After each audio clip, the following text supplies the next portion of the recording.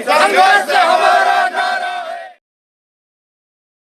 थी और मैं खुशामदपुरी से आता था, तो रास्ते में कई ऐसे घर और मकान मिलते थे जो छोटे छोटे घराने थे, बस कस्म पुरसी के हालात गुजारा करते थे।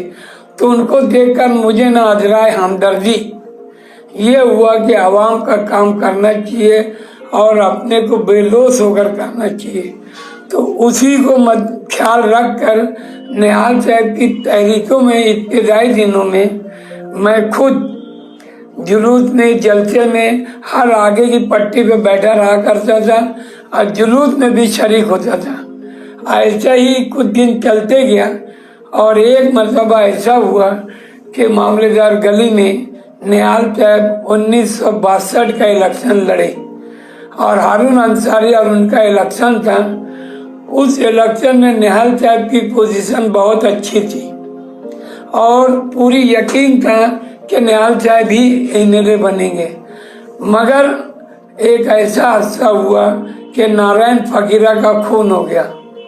कांग्रेस वालों ने नारा लगाया कि झोपड़ी वालों ने क्या किया, नारायण फकीरा का खून किया। और उसी बात को लेकर ट्रक पर स्टेज बनाकर उसके ऊपर उसकी लाश रखकर पूरे देहात मालेगांव के अतराफ के देहातों में घुमाई गई और आखिर में मालेगांव के मामलेदार गली में भी लाई गई। उस वक्त इत्तेफाकन मैं उस गली से गुजर रहा था।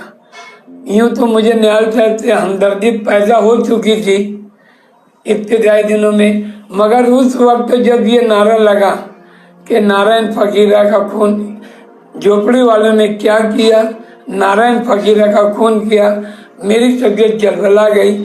और उसी वक्त से मैं वहीं छोड़कर निहाल साहब की पार्टी ऑफिस जो थी, आज पुरानी जनता दल ऑफिस जो थी वो सोशलिस्टों की ऑफिस थी, मैं वहां पहुंचा और निहाल साहब के वो कुर्सी बैठे थे, थोड़ी दूर पे मैं बैठ गया।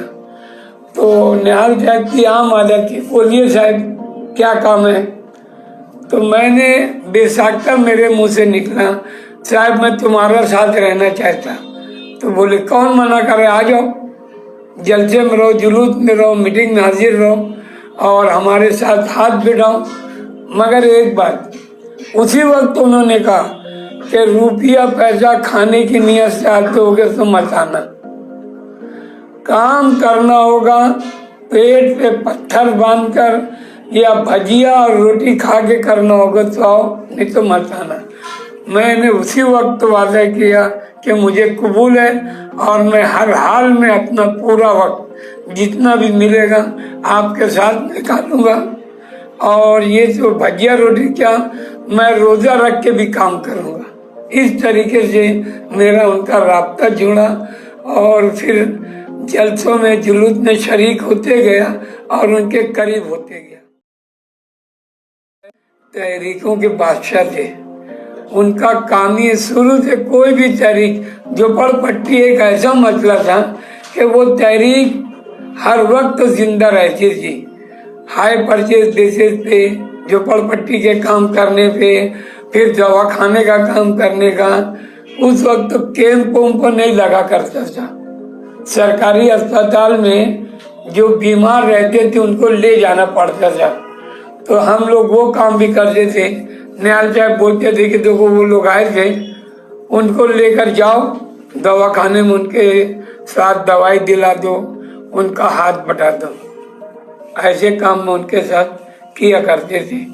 इस दौरान हमारे साथ अली अकबर, हबीब खां, शेख बशीर और साथ ही साथ दो एक और वर्कर थे जिनका नाम मुझे याद नहीं, रजाक, शेख रजाक, ये सब थे। हम एक ग्रुप की शक्ल में रहा करते थे। ये तो मैं यही कहूँगा कि अल्लाह ताला उनकी मग़फ़िरत करे और अल्लाह ताला के दरबार में मेरी दुआ है कि अल्लाह ताला तमाम मालेगांव के लीडरों में और नौजवानों में, पार्टी के वर्करों में ऐसा जज्बा पैदा कर दे कि वो निहाल अहमद के नक्शे कदम पर चलकर मालेगांव की तरक्की में अपना हाथ बढ़ाए और गरीबों के काम आए।